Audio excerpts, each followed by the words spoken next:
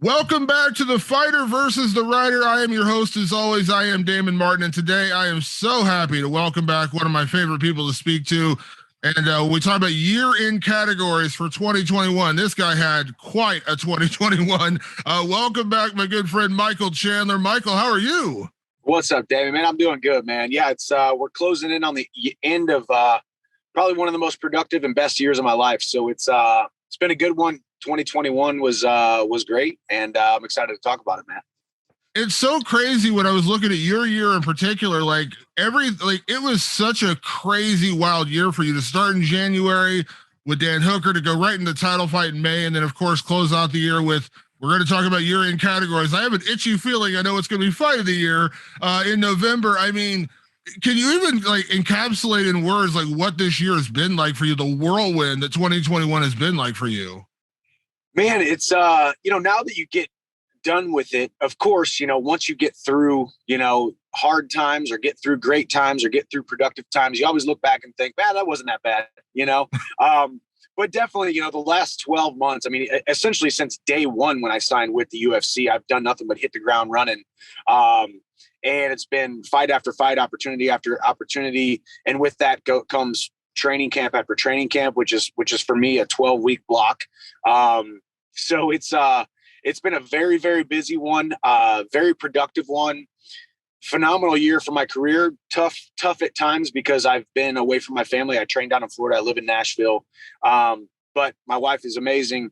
My son is resilient and adaptable, and we've had a phenomenal year. So it's been a great year for the family. It's been a great year for my career, and just the transition from Bellator to the UFC and seeing just how much bigger the platform is, how many more eyeballs are on you. It's awesome, man. It's a huge blessing, and I love being a part of the UFC, and I love still going to be looking to capture that gold in 2022.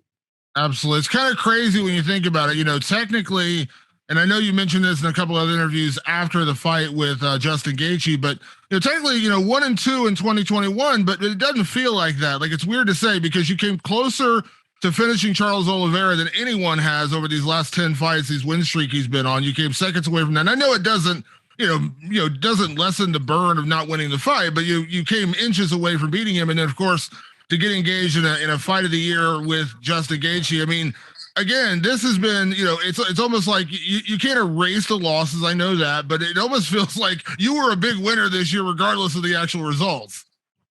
Yeah, I mean, I do feel that way, and it's hard to say, man, because I train to win. I live my life like a champion. I feel like I do everything in order to become the champion. I make the requisite sacrifices every single day to become the best fighter I can be, and I believe I can be champion. So it is hard to, I guess, settle for saying that you are okay with losses that you've had, but when it comes to the fights that I've had and the platforms and the opportunities and the names that I've fought, I mean, this is the UFC. This is the cream of the crop. This is the highest level fighters at 155 pounds. So all of us could fight 10 times and we could split 5 times each. I mean, it's just it's an amazing division. It's a fun division. People love this division. I love being a part of this division. It's been a great year, and it's been awesome to be a part of the lightweight division. And man, I'm excited for more fights in 2022. And yeah, going 1 and 2 this year definitely seems like I lost more than I won, but I feel like a winner. Yeah, absolutely. With that said, let's get into some year-end conversation, and let's talk about the lightweight division in particular, because it's kind of crazy. We had, the loss, so to speak, of, arguably the greatest lightweight of all time in Khabib Nurmagomedov. He retires. And they finally allow him to retire, and he gives up the belt. And typically, when a guy like that retires, you think, man, there's gonna be a large shadow looming over the division because Khabib is, he is great. I mean, he's an amazing fighter, but it felt like the lightweight division moved on rather quickly, and that's not a knock on him. It's just speaking to the talent of the division. I think you and Charles having that battle in May really helped, of course, and then everything else has been going on with you and Justin, and obviously the rise of Islam Makhachev and Beneil Dariush being out there. Like, do you feel like, because I feel like the lightweight division has moved on rather quickly, And that Khabib question is no longer looming. And again, that's not a knock on Khabib. He's as great as we all believe he was. It's just the talent was so deep at lightweight that I don't feel like we don't have that shadow hanging over the division, and it moved on pretty quickly.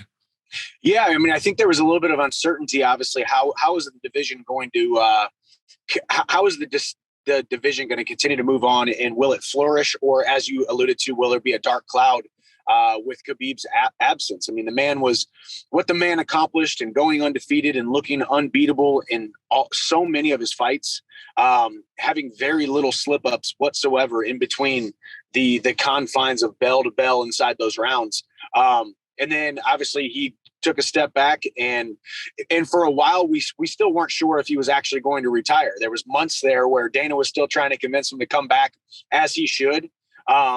But obviously he's retired now. And then, we've had now, I guess, 2 different title fights in the lightweight division. And then when you're not talking about title fights, you're fights that feel like title fights, me versus Gaethje, as Makhachev comes and surges from outside the top 10 to inside the top 10, now inside the top 5. Beneil Dariush has been a perennial top guy. And then even the guys from 5 to 10, man, there's so many great names, great talents, and guys that have been in the division for so long. And every single fight at lightweight inside the top 10 feels huge, which is awesome. And that's what is so beautiful about the lightweight division.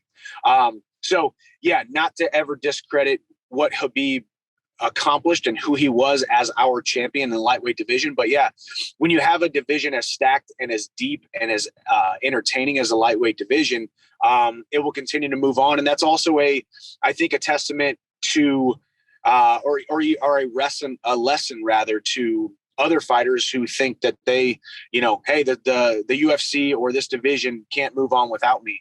Any division will keep moving on, and the UFC will continue to keep moving on. So keep your head down and your nose to the grindstone and keep working hard, because the divisions and the UFC will continue to move on. The show must go on, as they say.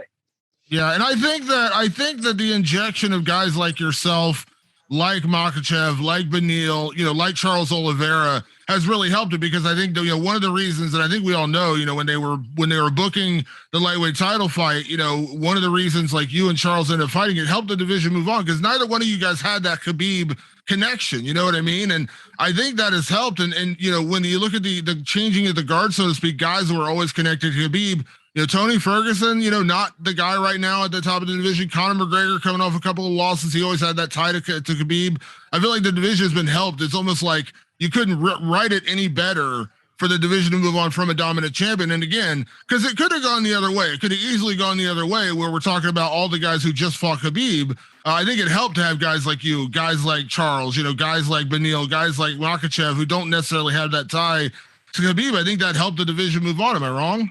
No, I think you're absolutely right. And even obviously, even at my expense, I lost to Charles in May, but man, we got to give a hat tip to Charles Oliveira with the ups and downs of his career that he's had.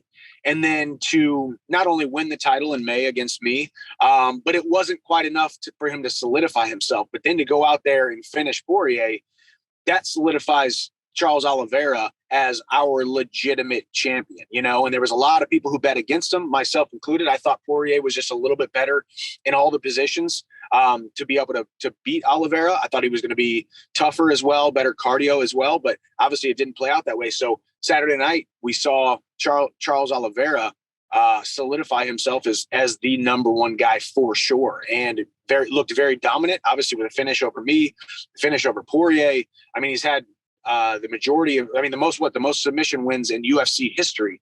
One of the top guys who's collected bonuses in UFC history. So it's a great division. Charles Oliveira is the anchor at the top, and now he's talking about, what's next for him. And I guess we'll see how the division plays out.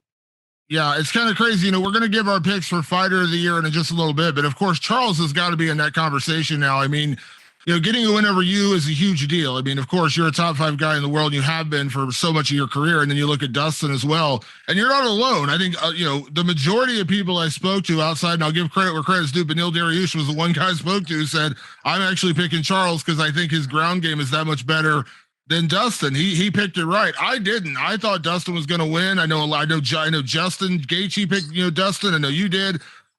Charles is really, I think any questions we had about him have been answered. The whole thing. Is he a quitter in fight? Does he show the heart? When he faces adversity, fighting top guys. I mean, you don't beat a guy like you, and you don't beat a guy like Dustin Poirier if not being the best in the world. And I think Charles has kind of defined himself as that this year. He absolutely has, and it's and he's proven himself too to be a guy who's more, I think, more fun to watch than we thought. I think with the ever improving striking game that he has now, that he's a threat as a striker, a guy who can knock you out, a guy who can hurt you, and then if he hurts you, you're in a world of trouble, because now you get to the ground and you're in Charles Oliveira's game. So man, it's good for him. Hats off to him. He has solidified himself, and 2022 is going to be a big year. And will Charles Oliveira be the champion at the end of 2022? We don't know, because that's how stacked this division is. And man, I'm excited for it. I know when going into the Dustin Poirier fight, because I know we had talked about it beforehand.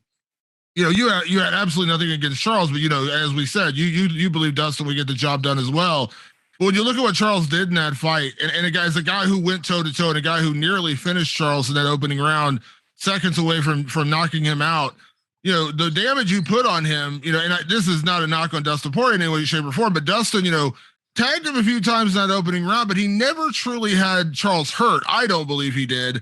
And then he got taken down the second, and of course finished in the third. I mean, that to me was so impressive, because your fight with him was very lopsided in the first round in your favor. You come out, and again, he clips you, he catches you. Huge credit to Charles Oliveira, but to go out there and largely dominate Dustin Poirier. I mean, yes, you could say he lost the first round, but it wasn't a blowout. It wasn't like he got, it wasn't like he got knocked down as a 10-7 round or something crazy like that. Like, it was, still a really good round. And then to come out and dominate in the second round, get the finish in the third. I mean, that says a lot, because not very many people can say they've dominated Dustin Poirier for 2+ rounds. Yeah, no, absolutely. Well, especially when so many people have, picked against Charles and chose and picked Poirier to win. And it just made sense. When you think about MMA math, I mean, Poirier just had a more legitimate body of work than Charles Oliveira. Has fought in some big championship fights. He seemed like the guy who would slide right into that championship role and become the champion of the lightweight division. But man, yeah, it's such a crazy maturation process that we've seen, and almost just very much a changing of the guard in the division, but also just I think a turning of the leaf for Charles Oliveira, a guy who was inconsistent, a guy who was, he doesn't exactly look the part. He's kind of taller and skinnier, and he's not exactly, doesn't look like the most dominant, body type or human being. And he's going out there and finishing guys that look more dominant than him, finishing guys that look more physically imposing, and that's what's so beautiful about the sport. That's why people love this sport. It doesn't matter if you're 1,000-to-1 underdog or 1,000-to-1 favorite, or what you look like. Anything can happen inside that octagon. And what Charles Oliveira has been able to do, and he's been in the UFC for so long, and now to finally capture gold and then now defend his gold against, I think, the guy that everybody knew was the number one contender in the world, if not the best lightweight in the world, in Dustin Poirier. So man, it's been a great year for him. I know you, like you said, you're doing Fighter of the Year. I think that would probably be my pick for Fighter of the Year. Watching what Charles Oliveira has done this year, claiming gold, and then defending it against one of the best to ever do it at lightweight, one of the greatest lightweights of all time, will inevitably be a UFC Hall of Famer, Dustin Poirier. So, man, hats off to him. I think he would be my pick for Fighter of the Year. So we'll see how it plays out. Let's just go ahead and talk about that, because it's kind of funny going into UFC 269. I would have said without fail, and I put this out on Twitter because I think my good friend Daniel Cormier said last week he believes Cyril Gane was Fight of the Year, and I was like, don't get me wrong, I think Cyril Gane had an incredible year, but I was like, did Kamaru Usman just cease to exist? Like, did he just leave the sport in 2020? Because to me, and a guy I know Kamaru very well. You trained with him for many years. To beat Gilbert Burns, Jorge Masvidal and Colby Covington inside 1 year, that's going to be pretty hard to top. But I feel like if there's anyone that could challenge Kamaru for Fighter of the Year, and I'll be honest, Kamaru's my pick. I just think when you beat those three guys in a row in 1 year and finish two of them, It's just hard for me because I have so much respect for Gilbert. Even though you can argue all day about Jorge Masvidal, is he really a top 5 guy or not? Maybe, maybe not, but that's not a guy who you go out there and knock out, the way that Usman did. And then, no shame going to a really close decision with Colby Covington, because I think, if Kamaru Usman doesn't exist, Colby Covington probably is the most dominant welterweight in the sport. So for me, it's Usman, but I think you got to put Oliveira in that conversation, because beating you and beating Dustin inside 1 year is ridiculous. I mean, that's not a resume, almost anyone can tout in this sport. If anyone's going to challenge Usman for fight of the year, in my opinion, it's got to be Charles. Absolutely. And I think that's the one thing that Charles would have going against him, was that he had, didn't have as many performances or as many fights in the year as Kamaru did. But the one thing, in my opinion, what Kamaru has going against him, if we're talking about fighter of the year, is that unfortunately it's almost as though we expected Kamaru to be that dominant. Our expectation of Kamaru was a little bit higher. So when it comes to exceeding expectations, and that feeling you get when you say, man, what that guy did, that makes him fighter of the year. That for me is Charles Oliveira, because I feel like it was unexpected. A guy who, I mean, would we have ever thought that Charles Oliveira would be the lightweight champion a year and a half ago? Obviously he was still on a run, but he was still fighting guys outside the top 10. And then all of a sudden he comes inside the top 10, and then has been finishing guys inside the top 10 now for about a year, and or over a year. And then to cap it all off at the end, beating Dustin Poirier, one of the greatest to ever do it at lightweight. That's where I see the exceeding of expectations for me, is why I would give it to Charles. Yeah, they talked about it on Saturday night. His first 18 fights in the UFC, he went 10-8, and now he's gone 10-0 in a row. And listen, it's hard to break that. It's hard for us to break a pattern. You do analyst work for the UFC as well, so you know this. It's hard to break a pattern when you have an opinion of a guy, when you feel like you know them. And I felt like for the longest time I knew Charles Oliveira. Always exciting, always going to put on fun fights. Unfortunately, kind of fell apart when the top guys, he had to fight, he had the weird injury, but still he had to fight with Max Holloway. He had to loss to Anthony Pettis. He had to loss to Frankie Edgar. Like, all these times he had a chance to take it to that next level, and he could never quite cross that threshold. So I just thought that's who he was going to be. And listen, I'm guilty of this twice now, because I said the same thing about Michael Bisping, who I love to death. But I said years ago, when he lost his first fight to Luke Rockhold, I said, man, I just don't think it's ever going to happen, man. Like, he would always come really close. He would get to that number one contenders fight, and then he'd lose a really close decision to Chael Sonnen. He'd lose a decision to whoever. And I'd be like, man, I just don't think it's going to happen for Bisping. He, of course, proved me completely wrong when he goes out and knocks out Luke Rockhold in the first round. Same kind of thing here. It's like, I just had this opinion of Charles, where I thought we had a big enough body of work on him through 18 fights in the UFC, where I was like, we know this guy. Yeah, he'll go out and he'll destroy the Nick Lentzes of the world.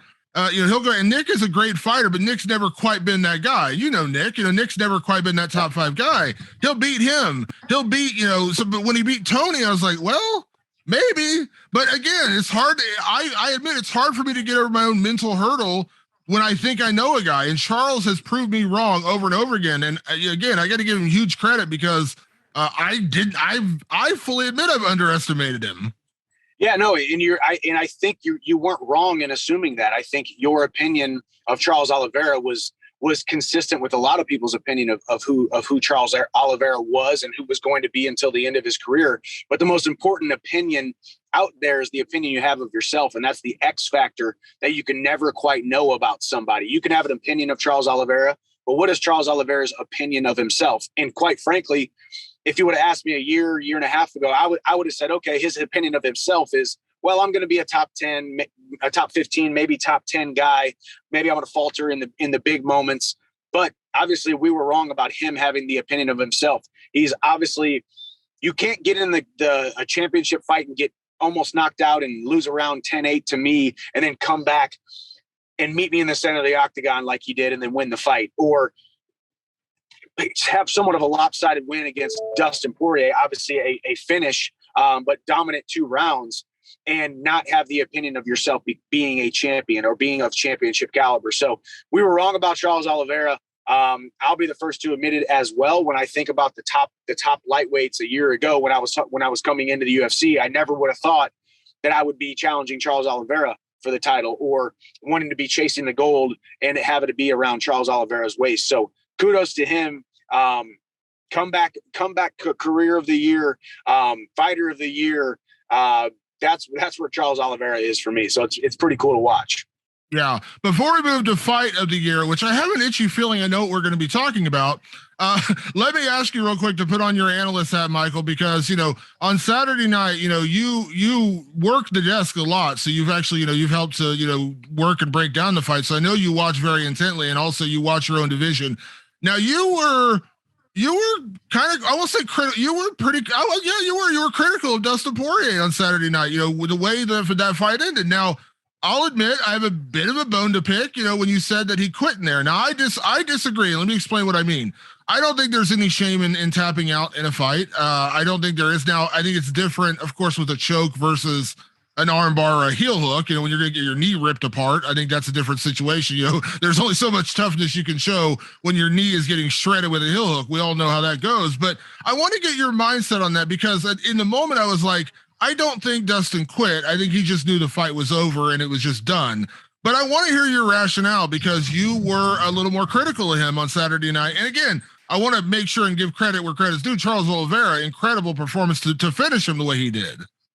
Yeah, no, absolutely. I mean, I think the hardest part with chokes is there's so many chokes out there that are a rear naked choke or any choke that has been put on somebody where you think you're never going to get out of it. And that's why we love this sport too. People say he's done. And you can't believe when they get out of it. You hear it with Joe Rogan cage side, John Anik, DC cage side, and they go bananas when guys get out of it, because you never quite know how deep a choke is. And I think there's always a little bit more fight left before a tap could happen.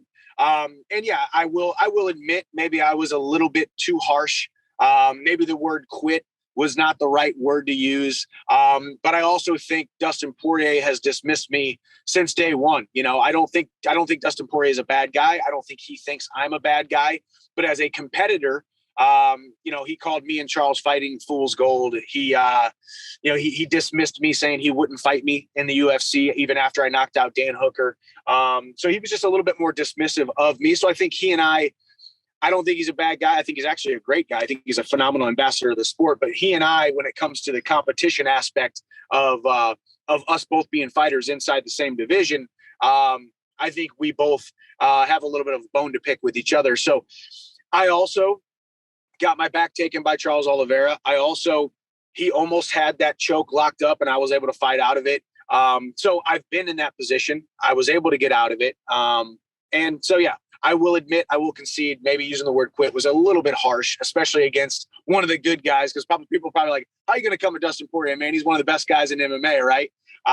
So it was just me, man. And more than anything, it was kind of the I guess the admiration and the jubilation of watching Charles Oliveira do what he just did when nobody thought he was going to be able to do that, except probably most of his fellow countrymen in Brazil and maybe a couple analysts and a couple of us, his fellow fighters, coupled with loving the sport, even though I lost to Charles Oliveira, loving the sport and being pumped up on the sport. So I'll admit it's probably a little bit critical, a little bit too critical, but that's kind of where I'm at on it. I had a joke. I did a podcast with Matt Brown earlier this week, and the one thing I will say is your tweets did make me come up with a new word. I called it tap shaming, which I think is a pretty good word. Yeah, it's true. Yeah, it's true. I mean, I have never tapped. That doesn't make me tougher or better or more whatever than anybody. But so maybe I'll eat my words someday. But that's what we do when you say things. That's why they say, words once spoken can never be caught with the swiftest horse. Once you say something, now you got to own it. You got to eat it. So sorry for anybody out there who I offended, who loved Dustin Poirier. Sorry for anybody out there who thought it was a little bit too critical, but that's how I was feeling in the moment, man. I love the sport. I love this division. I love fighting. Hey, you know what? The reality is, listen, you're entitled to your opinion. You know, I mean, we can all disagree, but listen, you're in there. You're the fighter. You're the guy. And now, you know, you put yourself, and I don't want to turn this into a personal interview, but you put yourself in a position looking ahead at 2022 where you've come closer to finishing Charles Oliveira than anybody in this division, you know, has. And of course, now I know you mentioned right after your fight the possibility of, you know, running it with Conor McGregor once he's ready. You know, and you've had a little bit of time off because you again had kind of a wild 2021, but now that Poirier fight's out there as well. So I feel like you're in a really great position going into 2022 where to me it's one of those two fights. It's Poirier or it's Conor. And come on, could you ask for a better, you know, 1-2 combo in your career? Yeah, no, they're both great. I mean, and that's what I wanted to do when I came into the UFC. I wanted to fight all the top guys, and Poirier was actually one of the guys that we asked for, and he declined in the very beginning, which I have no problem with that. He was in the top of the division, and I was a new guy from outside of the UFC coming in. So he's always been a name on the list. He's a guy that I respect, a guy that I admire inside of the sport of mixed martial arts, and a guy who I would love to compete against. Obviously, Conor, I've spoken my piece about that. I think a fight between me and Conor would be absolutely huge. And I want those big moments, those big fights, and those big kind of legendary status type of platforms to continue to build my career on. And then, yeah, now you look at who the champion is, Charles Oliveira. I fought him, and people would love to see me fight him again, obviously, because of the way that first fight was. And then the guy who probably will most likely be challenging him is Justin Gaethje, who I obviously had a fight of the year with, and maybe with a little bit more thought about game plan and thought about winning, I would have actually won that fight. But I got caught up in the moment, loved it, enjoyed my life so much inside there that I didn't care if I won. I was just there to be in a battle, man. Yeah, let's talk about fight of the year because shocker of all shockers, it is you and Justin Gaethje. That is the fight of the year.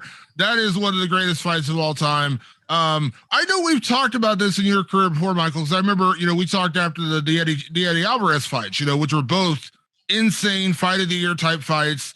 You know, one time you won, one time you lost. We could talk about, and you're not going to open up the controversy the second fight, but you know what it's like to be involved in those fights. But, and I know you said this afterwards, that, you know, it's a loss, but it doesn't feel like a loss because you went out there and you put on a show. And again, yeah, technically you have to have a loss in your record, but come on, there's no loser in that. That was such an amazing war. The way, I mean, you put it on Justin in a way that no one really has, especially in the opening round. I mean, that's what everyone says about Justin Gaethje. You got to be most scared of him in that first round. And you went out there and beat him in that first round. You know what I mean? Almost had him finished. And again, credit to Justin for being able to stick around. But come on, that's the fight of the year. I mean, I would argue you and Gaethje is one of the greatest fights of all time. Like if I was making my top 10 list of greatest fights in UFC history, it would be in that list. I don't know where in the list it would be because I'd have to really think about it, but come on. I mean, I was on the edge of my seat. I was jumping out of my seat. You almost cost me a computer because I was throwing things during the fight. I mean, that was just, it was such a crazy war, man. And I mean, I can't praise you enough for that performance.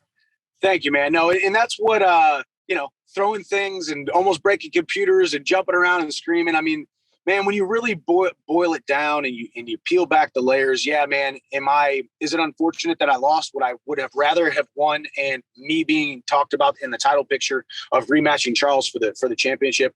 Of course, but I'm not in that position and I'm not here to look back and say woulda, shoulda, coulda.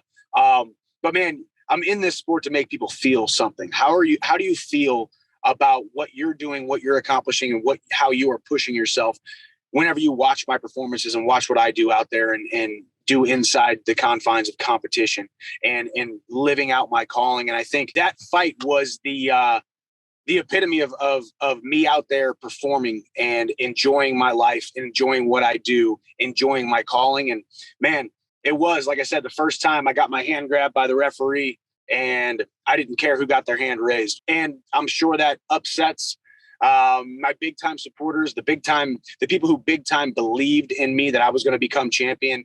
But man, all I can do is be led by how this is going and how I feel. And I'm enjoying my life. I love my life. And I love that this fight was a part of my career and a part of my journey. And there's no doubt that the vast majority of people were extremely entertained by that fight and would love to see me fight Justin Gaethje again. And maybe it'll be for the title by the end of 2022. We'll see.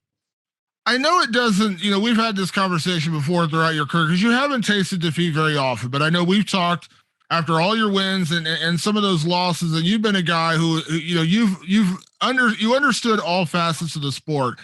And you heard the reaction after this fight. You know the reaction after this fight. People praising you and saying this was one of the greatest fights of all time.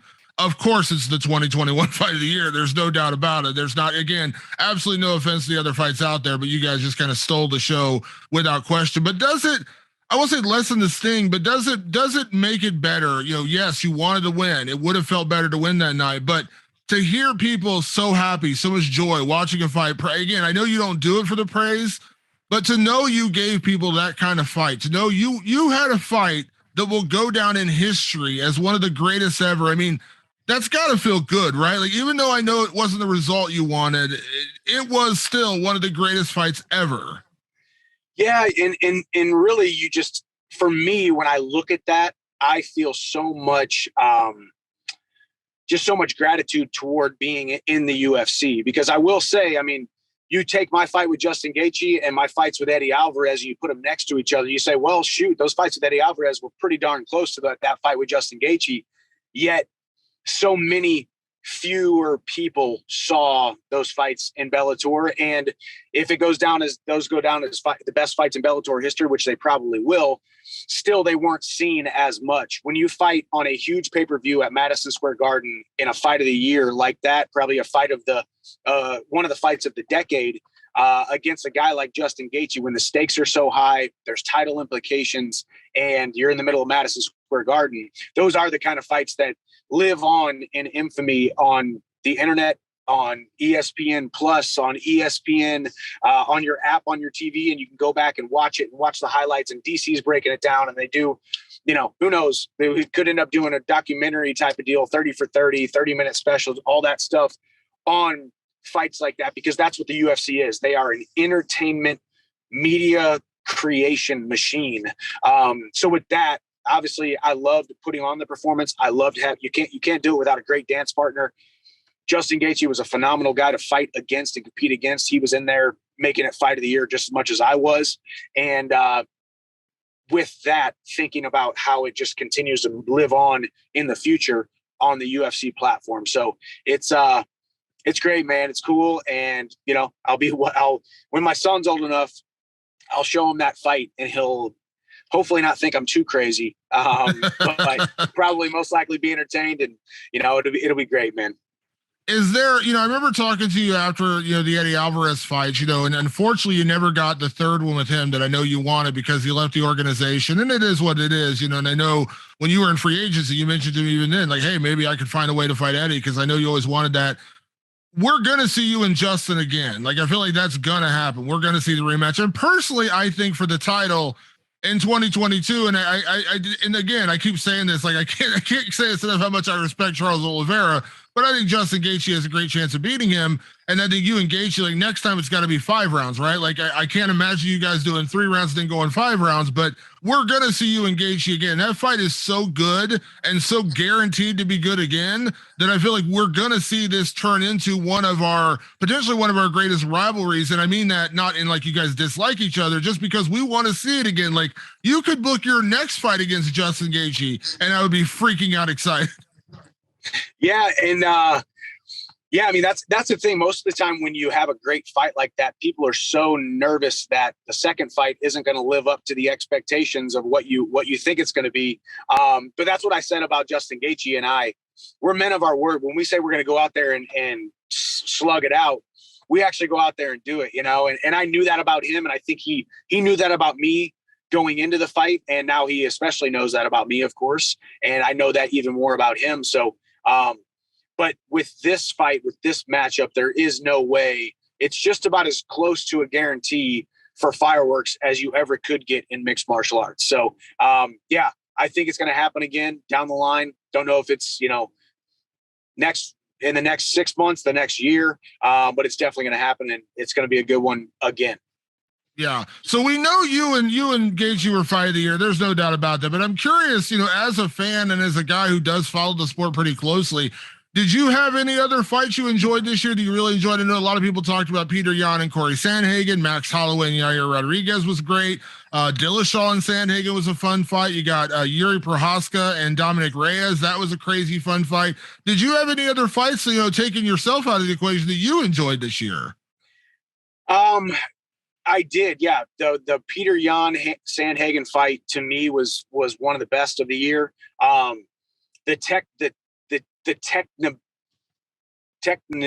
Technical ability, the technician work of Peter Yan. I think he's one of the greatest strikers, top 3 greatest strikers in the UFC in the world.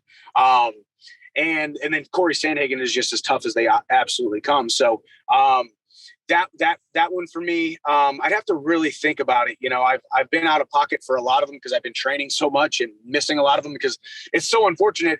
When I'm training on the East Coast, the fights don't start till 10, 11 o'clock at night, and I'm in bed by 10 o'clock. So I miss a lot of the fights, to be honest with you. But I did miss Max Holloway versus Yair Rodriguez, and it was funny. It was the next week, and they both took pictures together in the hospital, kind of right after Justin Gaethje and I. Was it the next week or 2 weeks later? So I saw the highlights of that one. I haven't seen the fight, but obviously that one was awesome as well. So I'd go with those 2 as well. Last thing, I'll get you out of here on this. How big is 2022 going to be for Michael Chandler?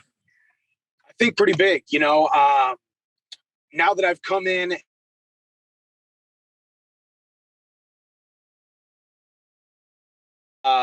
I want big fights in 2022, big fights that have title implications, or big fights that are obviously huge fights with a ton of eyeballs and a huge platform. So that's what we're looking for. Either way, the next time you see me step inside the UFC octagon, the next 2 times you see that in 2022, at least, they're going to be huge fights, huge cards, big opportunities, and a lot on the line. And I'm going to keep doing exactly what I say I'm going to do. I'm going to come forward, getting whoever my opponent is, get in his face and put on a great show, and be looking for the finish from bell to bell. It's funny, we can look at you and say, when you came in, we're like, let's match make for Michael Chandler. Who's he going to fight here? He's going to fight here. What you've done in 2021 alone, we no longer have that question. If Michael Chandler's involved in a fight, we're all going to watch. Yes, I would love to see you fight Connor. Yes, I would love to see you fight Dustin. But I don't care who it is. It's going to be fun because when Michael Chandler's in a fight, as you said, you're not here for a long time. You're here for a good time, and we are always guaranteed a good time when you step in that cage. I did say that. I am on the other side of 30. I may be new to the UFC, but I'm not new to mixed martial arts. I've been around for a long time. So, still got a lot of tread left on the tires, and we got some big fights. Connor, Poirier, Ferguson, big fights where people are going to want to see some action, and that's what I'm here to bring. A lot of action and make you feel something, get you on the edge of your seat. Absolutely. Well, Michael, thank you so much again for joining me for my year-end show. I really appreciate it. Enjoy the holidays. One good thing about having your fight in November, you actually get to fatten up and get a little happy around Christmas, right, with the kid? I mean, come on. Your son's going to be going nuts with Christmas coming up. Yeah, first Christmas I've been home for the last 4 years, so I'm very happy about that. I will be here in Nashville. My son will come walk down the stairs to a tree full of presents, and I can't wait for it, man. It's going to be fun. So Merry Christmas to you and all the viewers, and thank you everybody for watching and supporting me on this journey in 2021. 2022 is going to be a great one, and I can't wait to go out there and do it for you guys.